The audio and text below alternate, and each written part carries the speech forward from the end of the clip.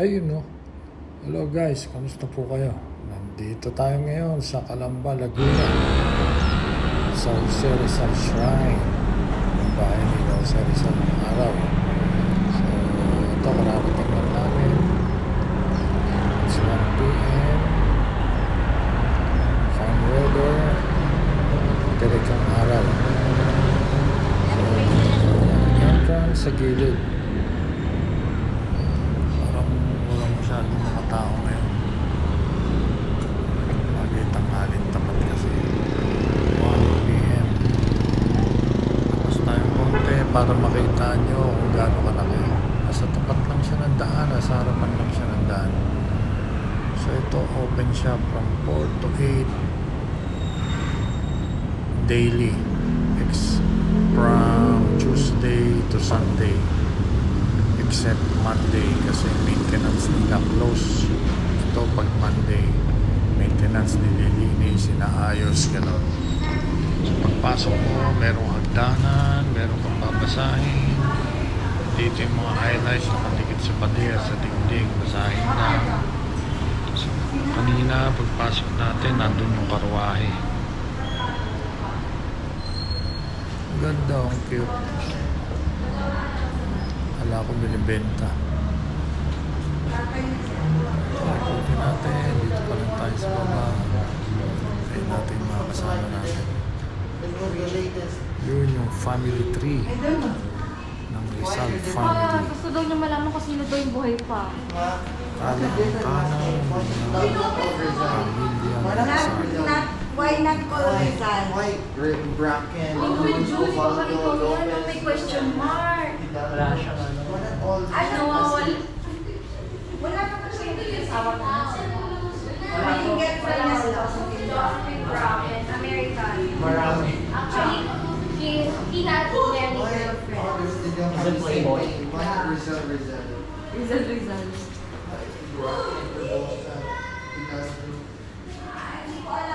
So dito wala naman pong entrance fee. Sabi lang magdo-donate ka lang, yung gano'n. So akit na tayo sa taas. Sa first floor. Dito makikita natin ang parang dining table ba ito?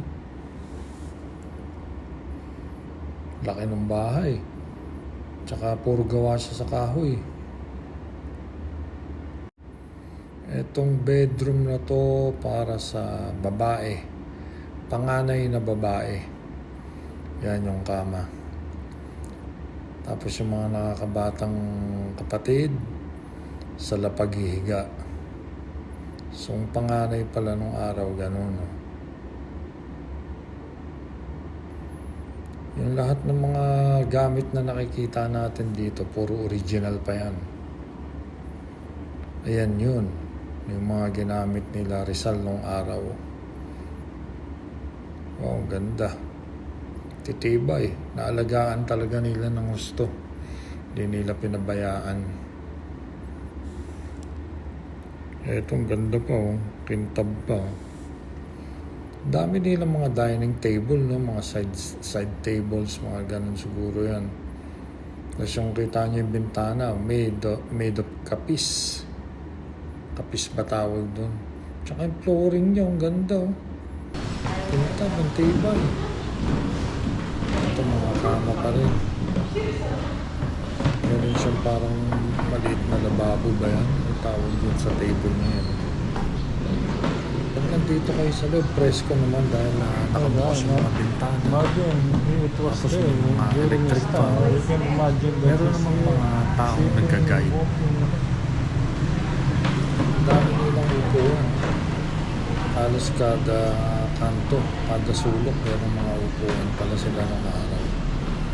Yung mga upuan nila magaganda, yung pagkaka-design, parang inukit ng mga kahoy, gano'n. Tsaka hindi basta-basta mga kahoy ito. Parang mga nare. Ganda. So sa kada kwarto, lalaki ng mga bintana, yung mga inuurong, yung mga old style na bintana.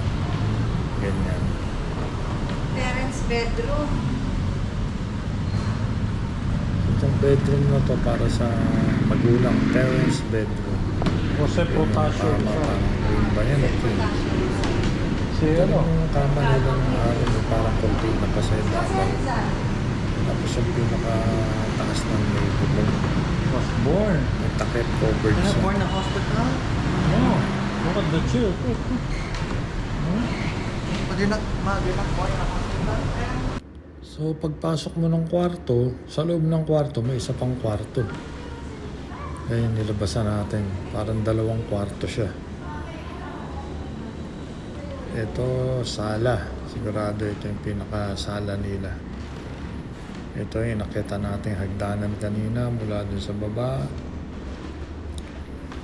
Yan. Tapos pag-akit mo, ayun, sala nga. Yung malaking table doon. Ito, parang dining table. Parang kusina nila, kitchen. Tapos yung ibabaw na yun, yung malaki na yun, pamaypay yun eh. Yung kulay brown na yun. O kitchen nga ito.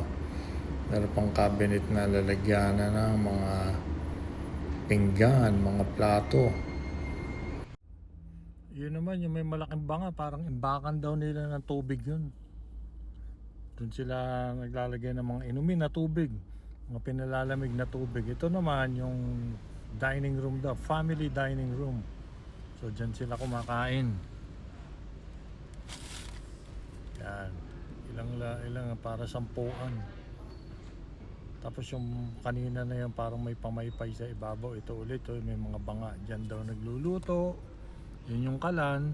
Ito yung mga banga. Dyan daw nag-iipon ng tubig nga na iniinom nila. Mga panluto.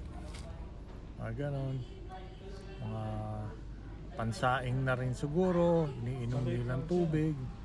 Yun, You know, tapos yung malaking... they use this as a pan. Yan, yung pamaypay. It's their pan. Pamaypay yan. Pan. Habang kumakain sila, may tali siguro yan, magkabila. O isang side lang, hihilain.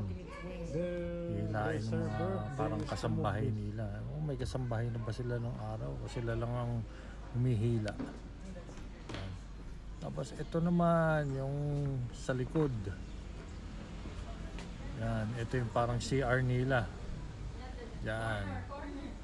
Upo ka doon, yun yung parang inidoro. Ito yung liguan nila. Yung banga na yun, yung parang balde nila nung araw. Tapos yung kaninang, yun nga, parang CR nila. Doon daw yun, dire-diretso daw yun sa baba. So, doon sa baba, bababa ka, may mga nakaabang na ano doon, parang mga banga rin siguro, parang mga balde. Based naman yun sa kwento ni yung nag-guide. Ito, doon tayo pumasok kanina, entrance sa baba na yun. Tapos yung parang admin mamahala dito sa Cerizal Shrine. So ito, pababa na to, papunta doon sa likod. Hagdanan yan, paikot pababa.